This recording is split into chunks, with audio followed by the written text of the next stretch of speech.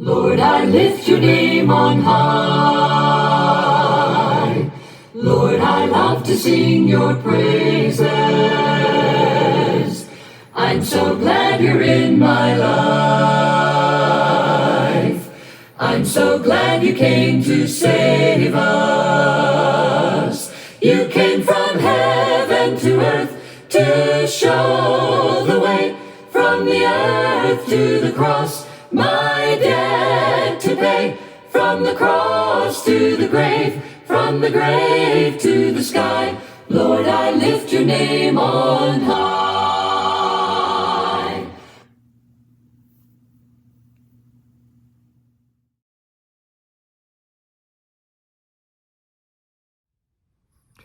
In the book of 2 Peter chapter 1, beginning in verse 5, it says, "Make every effort to supplement your faith with virtue, and virtue with knowledge, and knowledge with self-control."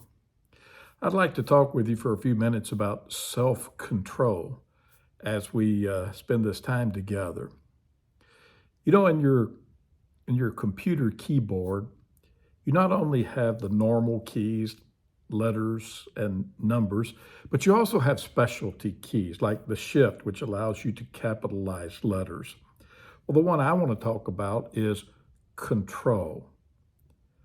When you have a control key, if you push it and don't do anything else, nothing happens. But if you push a control key and another key, it modifies what it would do. For instance, if you push Control P, or on a Mac, it would be Command P. But if you push that, instead of the letter P appearing, it will print. The control key modifies the letter P and makes it more powerful so that you can quickly do some activities. For instance, Control C copies text that you have selected, and Control V will then paste it wherever you have your cursor at that insertion point.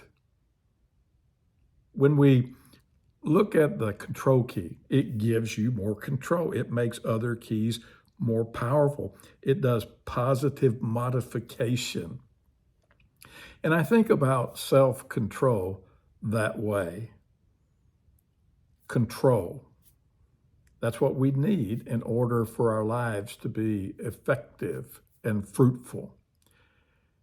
We make choices, and God has given us self-control, the ability to exercise our agency, our power of choice, in order to direct our lives in the pursuit of our goals and in ministry and activity that brings glory to God. So, as we think about taking more control in our life, I'm reminded of the book of Galatians, chapter 5, verses 22 through 23, where it talks about the fruit of the Spirit. The Spirit of God helps you to have more control in your life. The fruit of the Spirit is love, joy, peace, patience. It's kindness and goodness, faithfulness and gentleness, and what's last but not least, self-control. And the idea is that if you don't have self-control, you're not going to have the others. Without self-control, you're not going to be your most loving self. You're not going to have joy. You're not going to have much peace in your relationships. You're not going to have much patience with other people or in pursuit of your goals. And you go on down the list. Self-control is what makes all of our choices effective and fruitful. And where we lack that self-control, we have trouble. That's why they have jails. You have people who don't exercise control in their life. You won't control yourself, then society will control you. If we lose control of our discipline and we become addicted to alcohol and drugs, we have wonderful rehab centers that come alongside you to give you support, education, and that helps you to get back in control. We want more control rather than less control. Christianity helps you have more control. The Spirit of God helps you to exercise control. In what areas of your life? Well, there are things that you shouldn't do. I need self-control to say no to temptation. I need self-control in order to bridle my tongue. I need self-control in order to hold my temper.